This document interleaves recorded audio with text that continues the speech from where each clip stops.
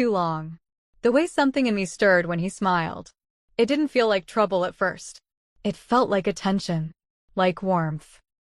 Like something I hadn't felt in years. He came to fix the sink. But what he did to my life, no repairman could ever undo. I want to say I was stronger than that. That I saw the signs and walked away. But I didn't. I let him in. Not just into my house.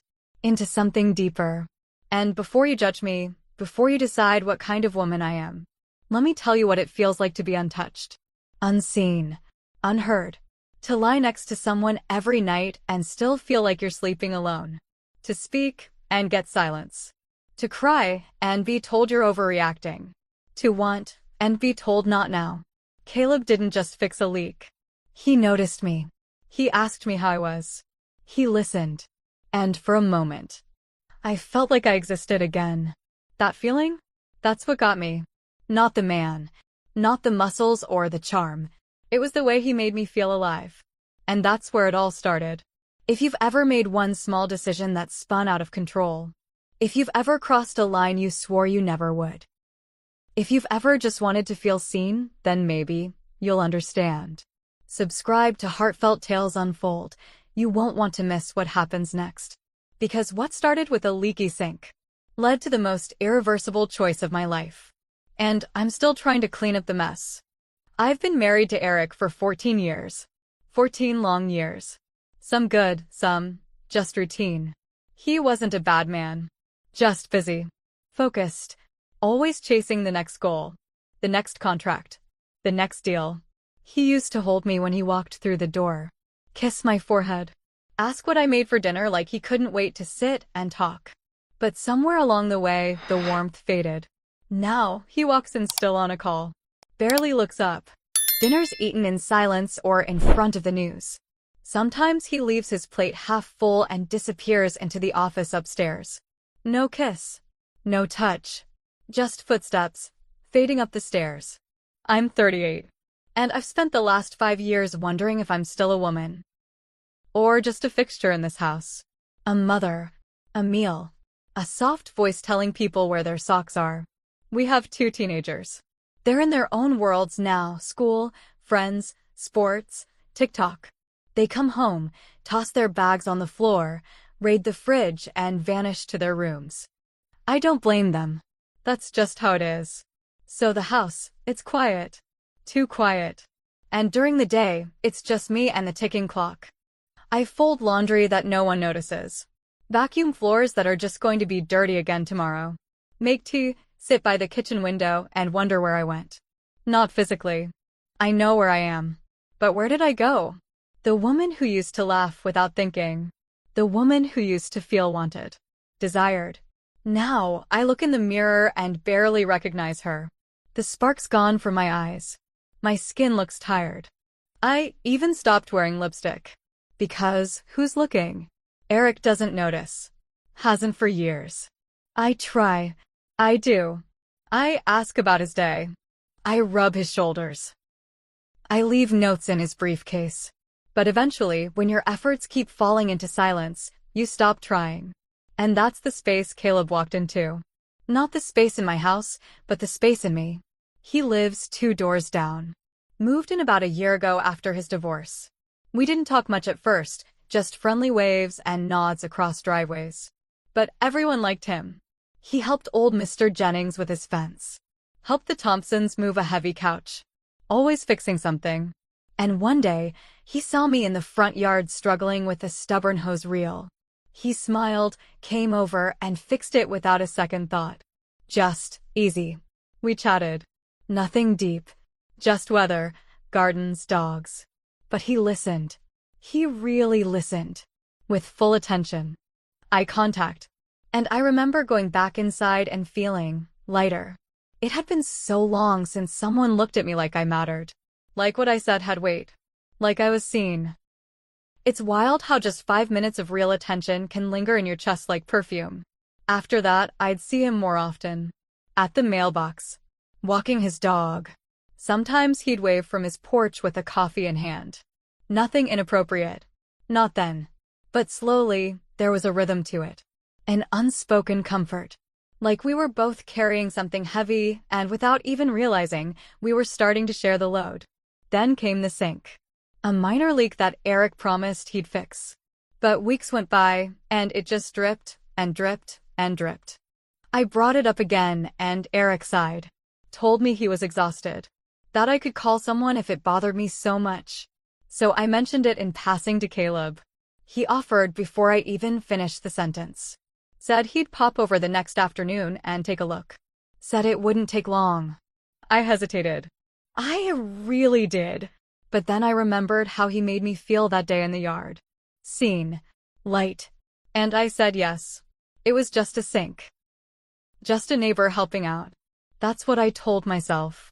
But the truth? I think I wanted to see him. I think I wanted to feel that feeling again.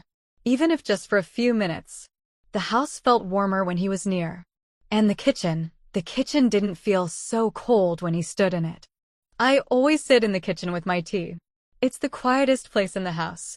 The one room that holds all my silence. Where I've cried into dish towels and stared out the window wondering if this is all there is.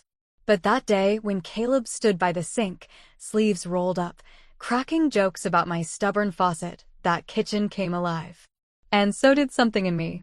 Not in a scandalous way. Not in some wild, forbidden fantasy. It was softer than that. Sadder, too. It felt like hope. Or maybe just the memory of it. And that's where it all began. The leak wasn't even serious at first. Just a slow, soft drip under the sink. Annoying more than anything. You wouldn't even hear it unless the house was quiet, which mine always is. Eric said he'd fix it. This weekend, he promised, without even looking up from his phone. But the weekend came and went. And the drip was still there. Every time I opened that cabinet, it felt like a reminder. Of how often I had to wait. Of how many little things just didn't matter enough to fix. One morning, I was out front watering the plants and Caleb passed by. He made a joke about my stubborn garden hose, said he thought it had a vendetta against me. I laughed. A real laugh. And then I just casually mentioned the leak. I wasn't asking him to do anything. I wasn't hinting or fishing. It just slipped out, like a thought that had been sitting too long behind my teeth. He didn't miss a beat. Said, "You want me to take a look? Probably just a loose joint or worn washer." Then smiled. 30 minutes, tops. You shouldn't have to wait for weeks over something that simple. I opened my mouth to say no. To say, that's okay, Eric's got it. But I didn't. I hesitated. And in that hesitation, something cracked open. I nodded. Just once. And said, "Sure, if you really don't mind." He said he'd be over the next afternoon after his lunch break. Said it like it was no big deal. And maybe it wasn't. But it felt like one. The next day, right on time, I heard a knock at the door. There he was, tool bag in one hand, coffee in the other. Same easy smile. Same quiet confidence. I let him in. Offered him water. Tried not to act like my heart was beating just a little faster than normal. He kneeled by the sink, tools clinking softly. Rolled up his sleeves. And I just stood there for a moment, unsure what to do with myself. So I made tea. Tried to busy my hands. He asked where I got the backsplash tiles. Said he liked the color, called it calming. Then he said the kitchen smelled amazing. Asked what I'd been cooking. I told him it was just leftover soup. He said, "Well, it smells like comfort." Then, he looked up at me. Really looked. And said, "You've got a great smile. I don't think I've ever told you that." I froze. Just for a second. Just long enough to feel a wave rise in my chest that I didn't know what to do with. Because it had been years since anyone had told me that. Since anyone had looked at me, not through me, not past me, but at me. I smiled again, out of instinct. Then caught myself. Looked away. I told myself it was nothing. That he was just being friendly. That he was just a kind man, saying kind things, because that's who he was. But there was a shift. Right there. Right then. I felt it. And I think he did too. We talked while he worked. Not just the usual neighbor stuff. He asked about my hobbies. What I did with my time. Said it must be nice having quiet mornings to myself. I told him sometimes it was. But other times it was lonely. I don't even know why I said that. I never admit that out loud. But with him, it just came out. He nodded. Didn't say much.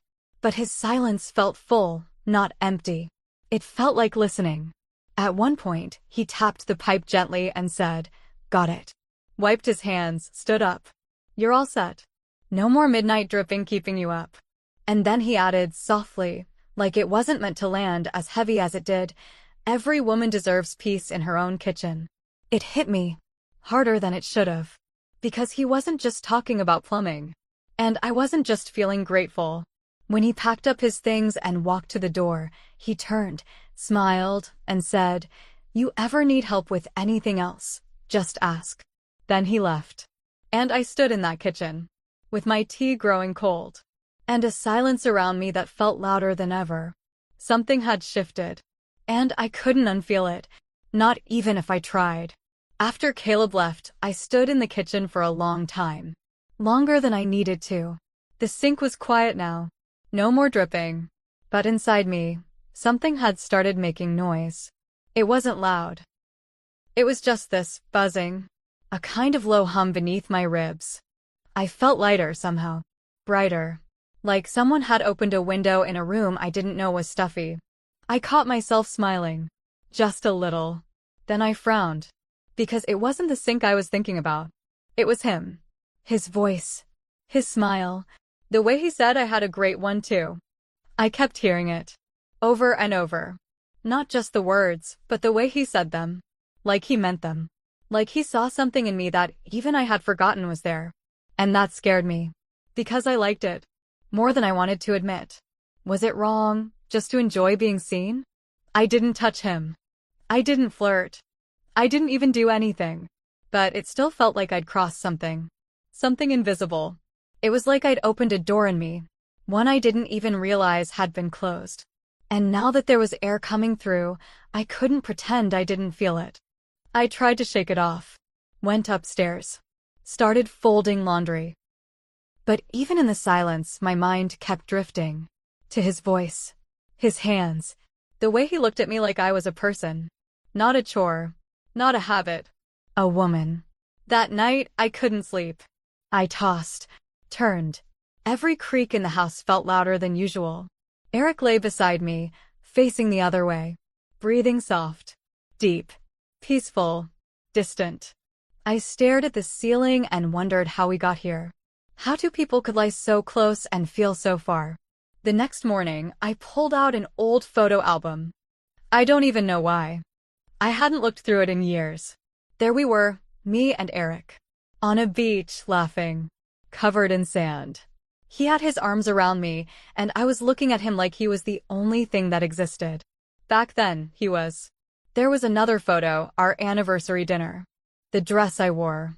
The way he looked at me from across the table. Eyes full of spark. Of hunger. Of love. And somewhere between those pages, I felt something sink inside me. Because that version of us was gone. And I didn't know when we'd lost it. Or if we could ever get it back. I thought about Caleb again. Not in a fantasy way. Not in a what-if kind of way.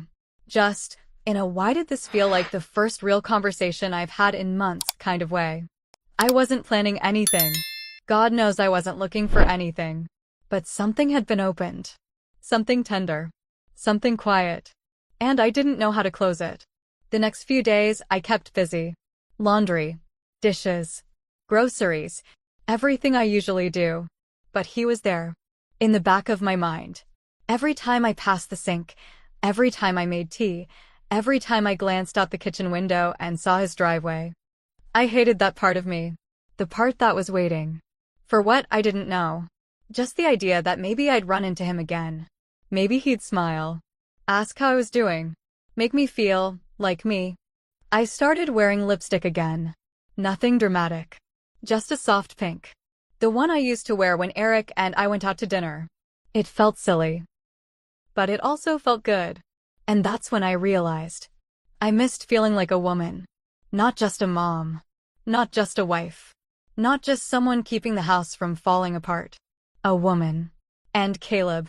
Caleb reminded me she was still in there. I felt guilty for that. Really, I did.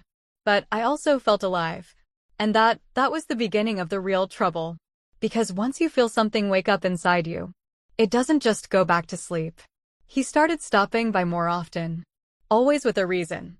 A borrowed dish from the soup I sent over last week. A quick question about who he used for lawn care. One time, he offered to help when he saw me struggling with the garage door. It always started small. But the conversations got longer. The air between us felt different. Lighter. Warmer. There was laughter. Not loud or forced. Just soft, easy. Like exhaling after holding your breath too long. The kind of laughter that stays with you even after the door closes. And the eye contact. It lingered. Just a second too long. Not in a way that screamed anything, but in a way that whispered everything. He'd look at me like I was interesting. Not just present. Not just polite. But interesting. One afternoon, it started to rain out of nowhere. A sudden, heavy downpour. I was standing by the porch, trying to pull in the patio cushions when he came jogging over, already soaked, laughing. He said, "Mind if I waited out here for a bit?" And I said yes. Of course I said yes. We stood there on the porch, rain pouring around us. I made tea. He stepped inside, left his shoes by the door without being asked. Sat at the kitchen table like he'd done it 100 times. Like it was normal. I handed him a cup. And I remember, my hand was trembling just enough to make the spoon inside clink. I hoped he didn't notice. But I think he did. We sat in silence at first. Not awkward, just full. Then he started talking. Told me about his divorce. About how it wasn't sudden. Not really. How it started with little things. A tone, a missed text, a night on the couch. Until one day, they both just stopped trying. He said she stopped looking at him like he mattered. And eventually, he stopped looking at her at all. I don't know why, but hearing that made something swell in my chest. Not judgment. Not pity. Recognition. I told him about Eric. Not the bad things. Just the silence. The growing distance. The way I could be dressed up, standing right in front of him, and still feel invisible. He didn't interrupt. Didn't offer advice. Just listened. Really listened. And that was the most dangerous part. Because it had been so long since someone just let me be honest without turning away. I don't even remember what started it. Maybe I was passing the sugar. Maybe it was the way he leaned in slightly. But suddenly, our hands touched. Not by accident. Not on purpose either. Just in that space between. And we froze. Both of us. Like the air had gone still, even with the storm outside. His eyes searched mine. Mine searched his. And something passed between us. Something silent. Heavy. I pulled my hand back. Slowly. And I smiled. Not out of happiness. Out of panic. Out of nerves. Out of the desperate need to pretend nothing happened. He smiled too. But his eyes didn't match it. We sat there a little longer. But it wasn't the same. The line had been touched, if not crossed. When the rain let up, he stood and thanked me for the tea. Said he'd see me around. And he left. The door closed softly behind him. And I stood there, still holding my mug, still feeling the warmth in my palm. But it wasn't the tea. It was something else. Something deeper. That night, I didn't sleep. Not because of what happened, but because of what almost did. Because once you felt something like that, something real, something charged, something alive, it doesn't leave you. And part of me didn't want it to. He started stopping by more often. Always with a reason. A borrowed dish from the soup I sent over last week. A quick question about who he used for lawn care. One time, he offered to help when he saw me struggling with the garage door. It always started small. But the conversations got longer. The air between us felt different. Lighter. Warmer. There was laughter. Not loud or forced. Just soft, easy. Like exhaling after holding your breath too long. The kind of laughter that stays with you even after the door closes. And the eye contact. It lingered. Just a second too long. Not in a way that screamed anything, but in a way that whispered everything. He'd look at me like I was interesting. Not just present. Not just polite. But interesting. One afternoon, it started to rain out of nowhere. A sudden, heavy downpour. I was standing by the porch, trying to pull in the patio cushions when he came jogging over, already soaked, laughing. He said, "Mind if I waited out here for a bit?" And I said yes. Of course I said yes. We stood there on the porch, rain pouring around us. I made tea. He stepped inside, left his shoes by the door without being asked. Sat at the kitchen table like he'd done it 100 times. Like it was normal. I handed him a cup. And I remember, my hand was trembling just enough to make the spoon inside clink. I hoped he didn't notice. But I think he did. We sat in silence at first. Not awkward, just full. Then he started talking. Told me about his divorce. About how it wasn't sudden. Not really. How it started with little things. A tone. A missed text. A night on the couch.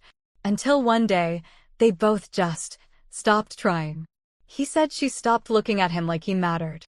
And eventually, he stopped looking at her at all. I don't know why, but hearing that made something swell in my chest. Not judgment. Not pity. Recognition. I told him about Eric. Not the bad things. Just the silence. The growing distance.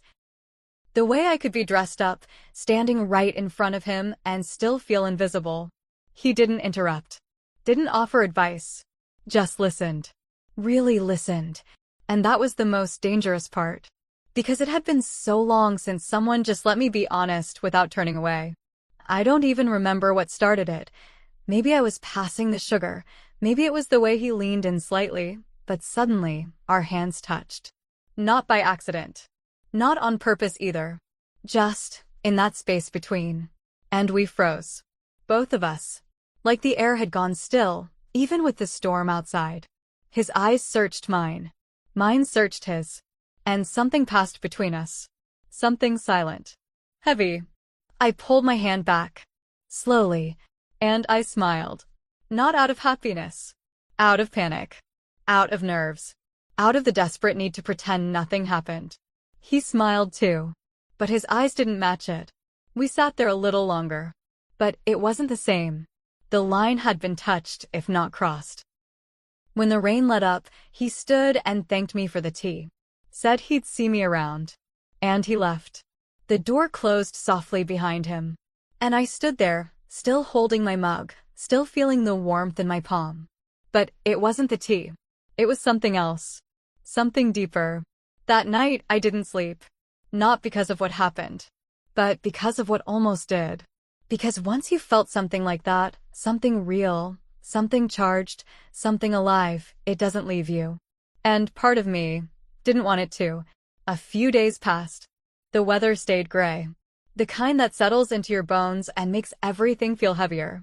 Eric told me he had a business trip coming up, last minute. 2 nights in Chicago. Maybe 3. I nodded. Didn't ask questions. He barely kissed my cheek before he left. Just like that, I was alone again. The silence in the house felt different this time. Not peaceful.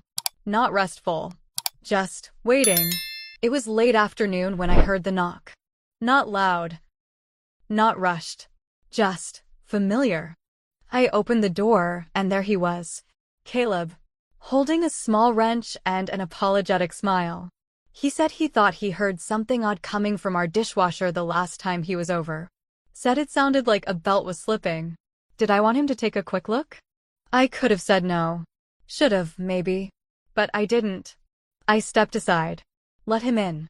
There was something in the air thick, like it was pressing against our skin. The same tension as that stormy afternoon. Only now it was louder. Heavier. More dangerous. I made tea again. Because that's what I do when I don't know what else to do. He knelt down by the dishwasher. Checked something. Tightened a couple things. Said it was probably nothing. But we both knew that wasn't why he came. I handed him the tea. Our fingers touched again. This time, it didn't feel accidental. It felt inevitable. We sat at the table. Like before. But everything had changed. The rain started again. Slow at first, then steady. I watched it trail down the window like fingers tracing the glass. We didn't say much. Just sipped. Then he looked at me. Not just at me. Into me. And quietly, carefully, he said, "Tell me to leave, and I will." My throat tightened. I could hear the rain. The clock ticking. My own heartbeat. But I couldn't speak. I didn't nod. I didn't shake my head. I just sat there, not saying a word. And he knew. God help me, he knew. He stood up, walked slowly around the table, stopped in front of me. I looked up at him, and I didn't move. He reached out, touched my cheek, barely, like he was asking permission with his fingertips. And I leaned in. Not much, just enough. That was all it took. It wasn't fast. It wasn't rough. It wasn't like anything I'd imagined. It was quiet, almost reverent. Like we both knew we were about to do something we couldn't undo. But neither of us wanted to stop. His hands trembled slightly. So did mine. There was hesitation. Regret already hiding beneath the surface. But we didn't stop. We kissed. Soft. Slow. Like we were both trying to memorize the moment. There was no rush. No hunger, even. Just connection. After so long in the cold, we both needed warmth. Even if it wasn't ours to have. Time didn't exist for those few minutes. Only breath. Only touch. Only the deep ache of being human. When it was over, he stepped back. Looked at me with something like sadness.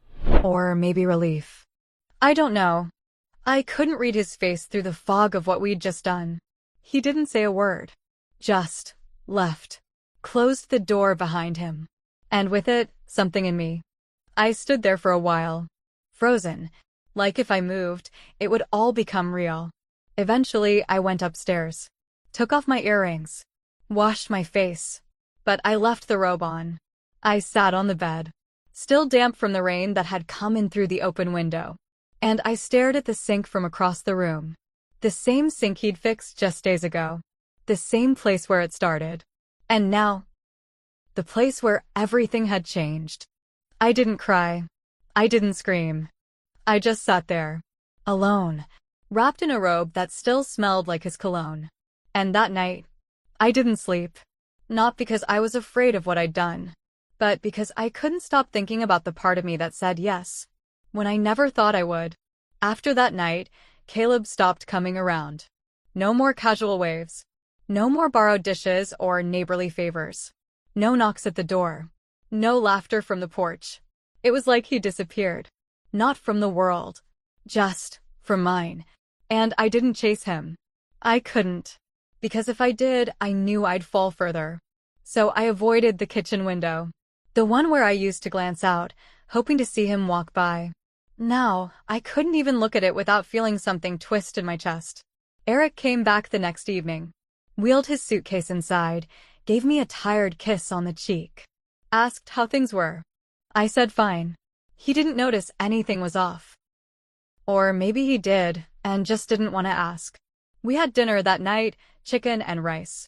He said it was good. But I had burned the rice. The kids didn't say anything. They barely noticed. Too busy scrolling, chewing, disappearing into their own routines.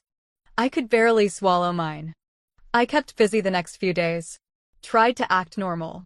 Tried to make sense of what I'd done. But everything felt wrong. Too loud. Too quiet. Too heavy. I overcooked dinner twice that week. Dropped a glass and didn't bother sweeping right away. Snapped at my daughter for leaving her shoes by the door. I apologized later, hugged her tight, longer than I needed to.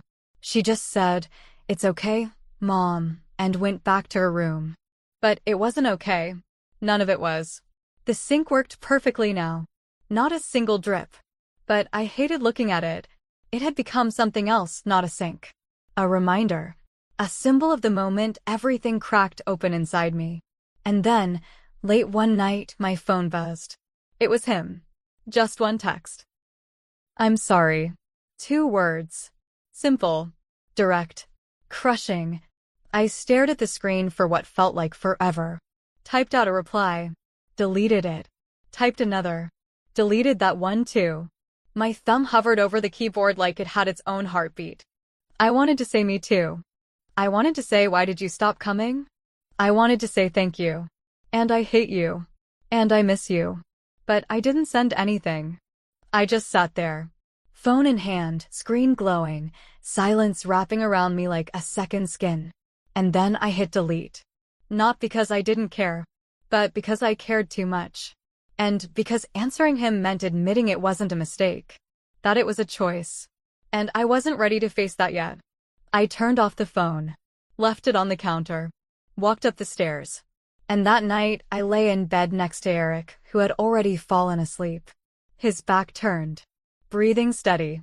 As if nothing in the world had changed. But everything had. And the worst part? I couldn't tell anyone. Not a friend. Not a sister. Not a stranger.